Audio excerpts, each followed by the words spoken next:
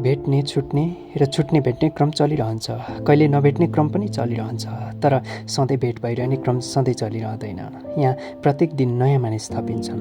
कहिले नसोचेका, कल्पनामा पनि नभएका अनुहारहरू भेटिन्छन्, फेरि छुट्टिन्छन्। आखिर म एक्लै हुन्छु, उसरी नै। मसँग म बाहेक कोही हुन्न।